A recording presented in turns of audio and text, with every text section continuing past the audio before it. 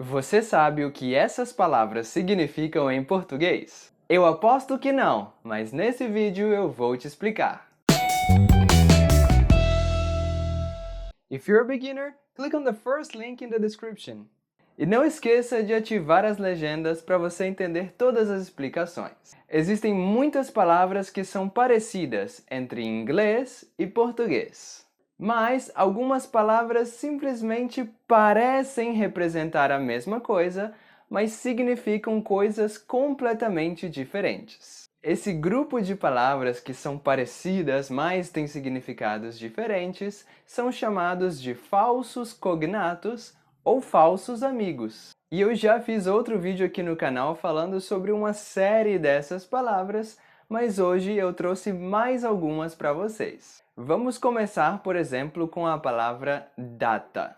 Data, em português, não significa data em inglês. Data, em português, significa date em inglês. A palavra para data, em português, é a palavra dado no singular ou dados no plural.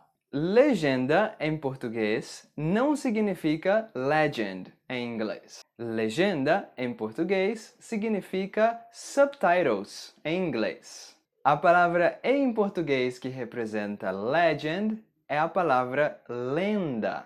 A próxima palavra é muito importante. Se você ver a placa push em uma porta no Brasil, isso não significa push. Significa literalmente o oposto, significa pull. A palavra em português que significa push é a palavra empurrar. Ou em uma porta você vai ver o aviso empurre. Pretender, em português, não significa to pretend em inglês. Pretender significa to intend. A palavra para to pretend, em português, é a palavra fingir.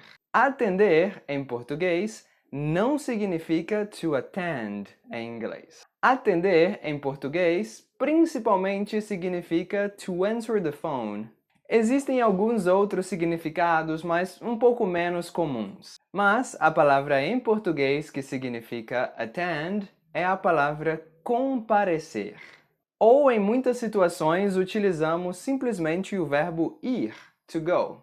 Polícia, em português, não significa policy em inglês. Polícia, em português, significa police em inglês. A palavra que representa policy em português é a palavra política. E por fim, cafeteira, em português, não é o mesmo que cafeteria em inglês. Cafeteira, em português, é o mesmo que coffee maker em inglês. As palavras em português que representam cafeteria são principalmente refeitório, mas também, às vezes, lanchonete. E por hoje é só, espero que esse vídeo tenha sido útil. Não esquece de clicar no like se você gostou e se inscreva no canal para você não perder os próximos vídeos. Aqui na tela eu vou deixar mais 2 vídeos para você continuar aprendendo português.